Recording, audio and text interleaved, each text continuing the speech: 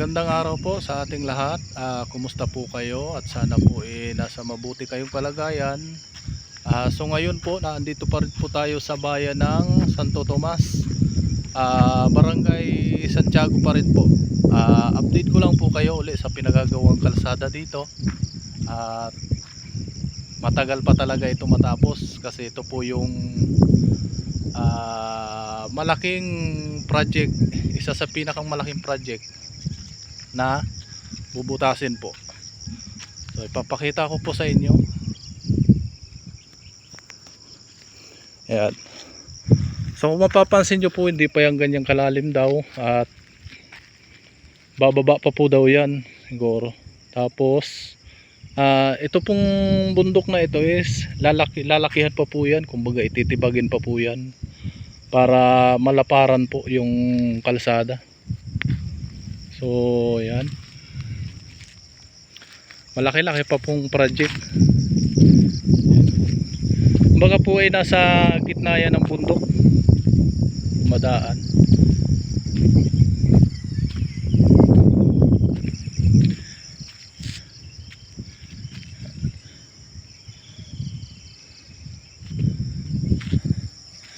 At so kung mapapansin nyo po pala is ito pa po yung another po yan papuntang Bicol, yung kadugtong po yan ng mga binablog ko.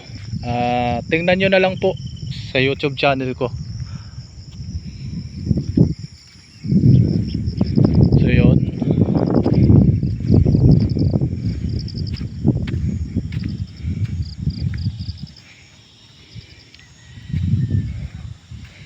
ako pong kumbaga po ito po ay malawak ito. Malaki po ang sasakupin. At doon naman po sa baba na yan, mapapansin niyo ay mayroon po diyang underpass po. Yan. So mamaya po pupuntahan natin yan at para makita ninyo.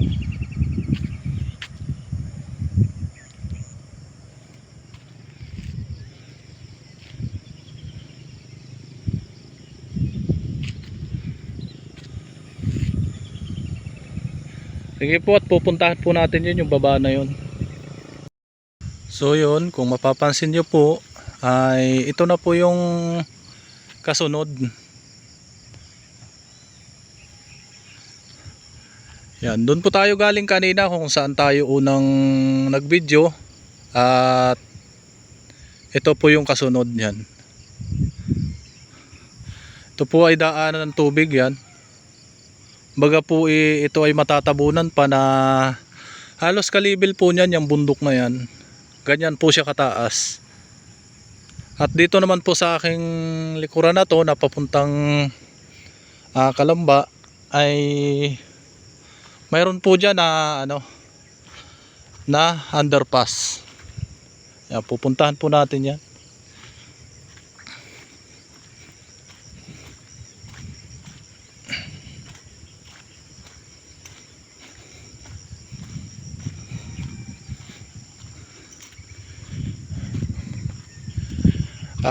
Ito nga pala po ay dinisenyo itong X-Lex na to at para po mapadali yung mga biyahe ng papuntang Bisaya at Kamaynilaan po, para mabilis din biyahe yung mga pods natin na manggagaling sa Kabisayaan at Kabikulan, at ganun po din po yung sa Maynila.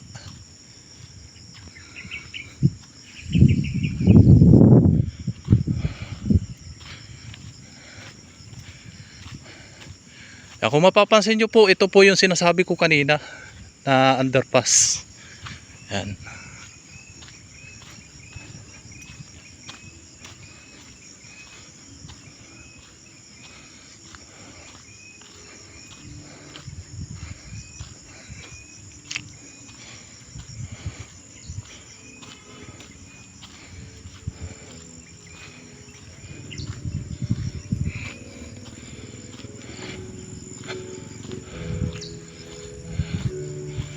So dito po dadaan dito lahat ng sasakyan pag ito nagawa na, at yung kalsada po niya ni si ikot papunta doon.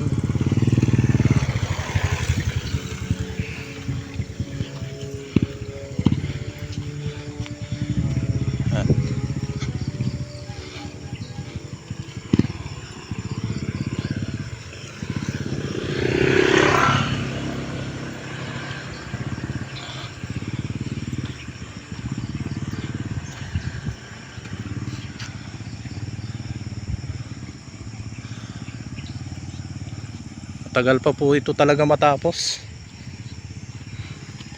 At malaki-laking project pa.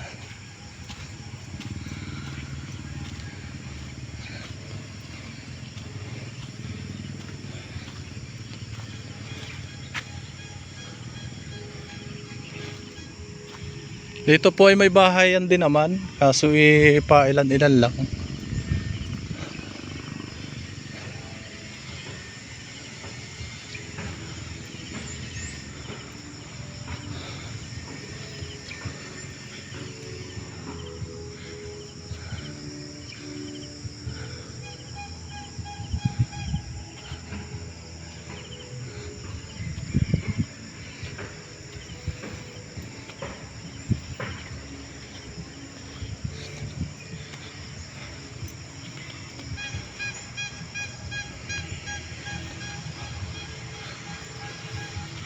So ito po yung pinakamalaking access ng tubig, daanan, kumbaga ilog na po ito. Ayan.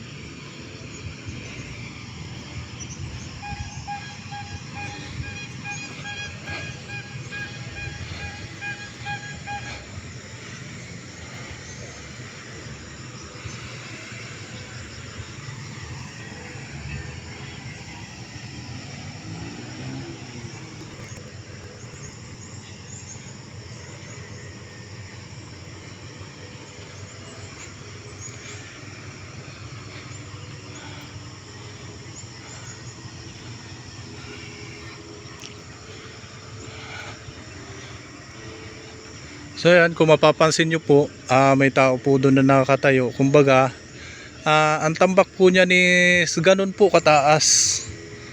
Ililibel dyan sa tulay na yan. At papantay naman po doon sa taas na yan. Kumbaga po ito ay matatabunan na ito ng lupa.